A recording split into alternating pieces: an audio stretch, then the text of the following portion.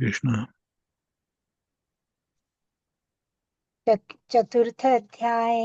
ओम श्री परमात्मने नमः। श्रीमद्भगवत गीता श्रीमद्भगवत गीता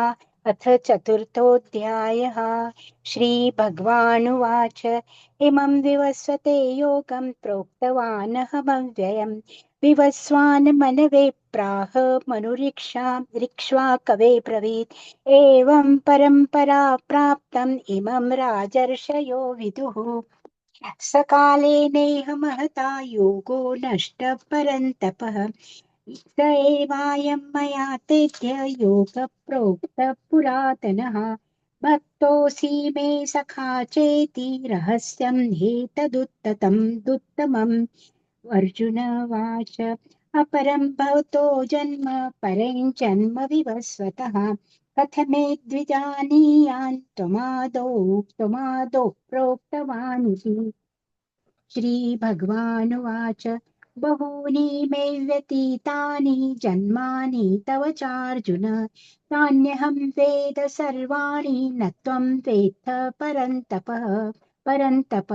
अजोऽपि सन्नवेयात्मा भूतानामीश्वरोऽपि सन् प्रकृतिं स्वामधिष्ठाय सम्भवाम्यात्ममामया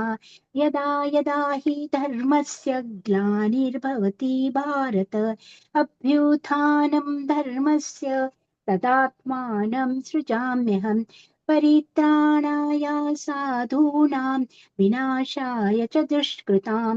धर्म संस्थापनार्थाय सम्भवामि युगे युगे जन्म कर्म च मे दिव्यम् एवं यो वेत्ति तत्त्वतः त्यक्तान् देह पुनर्जन्म नेति मामेति सोऽर्जुन वीतरागभयक्रोधा मन्मया मामुपाश्रितः बहवो ज्ञानतपसा पूता मद्भावमागताः ये यथा मां प्रपद्यन्ते तांस्तथैव भजाम्यहम् मम वर्तानुनवर्तन्ते मनुष्या पार्थ सर्वशा काङ्क्षतं कर्मणां सिद्धिं यजन्त इह देवताः क्षिप्रं हि मानुषे लोके सिद्धिर्भवति कर्मजा चातुर्वर्ण्यं मना सृष्टं गुणकर्मविभागशः तस्य कर्तारमपि मां विद्यत्कर्तारमव्ययम् न मां कर्माणि लिम्पन्ति न मे कर्मफले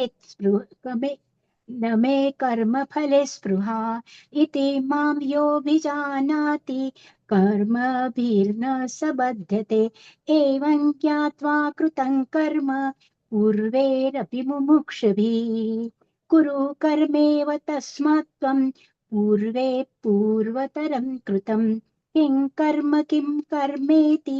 कवयोऽप्यत्र मोहिताः तत्ते कर्म प्रवक्ष्यामि यज्ञात्वा मोक्ष्यसे शुभात् कर्मणो ह्यपि बोद्धव्यं च विकर्मणः अकर्मणश्च बोद्धव्यं गहना कर्मणो गतिः कर्मण्यकर्म यः पश्येत् अकर्मणि च कर्मय स बुद्धिमान् मनुष्येषु स युक्तः कृत्स्न कर्मकृत् यस्य सर्वे समारम्भा कामसङ्कल्पवर्जितः ज्ञानाग्निदग्धकर्माणं तमाहुः पण्डितं बुधः त्यक्तात् कर्मफलासङ्गन् नित्यतृप्तो निराश्रयः कर्मण्यभिप्रवृत्तोऽपि नैव किञ्चित् करोति स निराशीर्यत चित्तात्मा त्यक्त सर्वपरिग्रहः शारीरं केवलं कर्म कुर्वन्नाप्नोति किल्बिषम् यदृच्छालाभसन्तुष्टो द्वन्द्वातीतो विमत्सरः समसिद्धावसिद्धौ च कृत्वापि न निबध्यते गतसङ्गस्य मुक्तस्य ज्ञानावस्थितचेतसः यज्ञायाचरतः कर्म समग्रं प्रविलीयते ब्रह्मार्पणं ब्रह्महविर् ब्रह्माग्नौर्ब्रह्मणाहुतं ब्रह्मैव तेन गन्तव्यं ब्रह्मकर्म समाधिना देवमेवापरे यज्ञं योगिनः पर्युपासते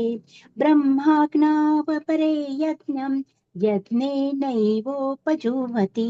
श्रोत्रादीनिन्द्रियाण्यन्ये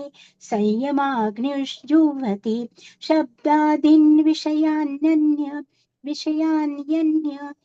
इन्द्रियाग्निषु जुह्वति सर्वाणीन्द्रियकर्माणि प्राणकर्माणि चापरे आत्मसंयम योगाग्नौ जुह्वति ज्ञानदीपिते द्रव्ययज्ञास्तपोयज्ञा योगयज्ञास्तथा परे स्वाध्यायज्ञानयज्ञाश्च यतयः संशितव्रतः अपाने जुह्वति प्राणं प्राणे पानं तथा परे प्राणापानगतिरुत्वा रुद्ध्वा प्राणायामपरायणः अपरे नियताहारा प्राणान् प्राणेषु जुह्वति सर्वेऽप्ययेते यज्ञविदो यज्ञशपीतकल्मषः यज्ञशिष्टामृतभुजो यान्ति ब्रह्म सनातनं नायं लोकोऽस्त्ययज्ञस्य कुतोऽन्यः कुरुत्सत्तमम् एवं बहुविधा यज्ञा वितत्ता ब्रह्मणो मुखे कर्मजान् विद्धितान् सर्वान् एवं ज्ञात्वा विमोक्ष्यसे श्रेयान् द्रव्यमयाध्यात्मयाध्यात्मयाध्यात्म्याच ज्ञानयज्ञ परन्तपः सर्वं कर्माखिलं पार्थ ज्ञाने परिसमाप्यते तद्विद्धि प्रणिपातेन परिप्रश्नेन सेवया उपदेक्ष्यन्ति ते ज्ञानिनस्तत्त्वदर्शिनः यज्ञात्वा न पुनर्मोहम् एवं यास्यसि पाण्डव येन भूतान्यशेषेण द्रक्ष्यस्यात्मन्यथो मयि अपि चेदसि पापेभ्यः सर्वेभ्यः पापकृत्तमम् सर्वैज्ञानपलवेनैव वृजीनं सन्तरिष्यसि यथैधांसि समिद्धोऽग्निर्भस्मसात् कुरुतेऽर्जुन ज्ञानाग्निः सर्वकर्माणि भस्मसात् कुरुते तथा न हि ज्ञानेन सदृशं पवित्रमिह विद्यते तत्स्वयं योगसंसिद्धः कालेनात्मनि विन्दति श्रद्धां वान् लभते ज्ञानं तत्परः संयन्तेन्द्रियः ज्ञानं लब्ध्वा परां शान्ति अचिरेणाधिगच्छति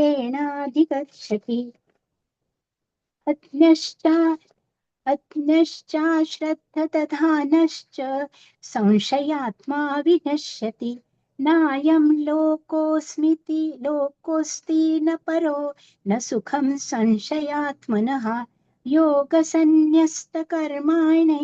ज्ञानसच्छिन्न संशयम् आत्मवन्तं न कर्माणि निबन्धन्ति धनञ्जय तस्मात्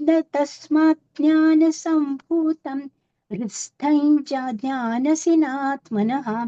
चित्तेवैनं संशयं योगम् आतितिष्ठोत्तिष्ठ भारत ॐ तत्सदिति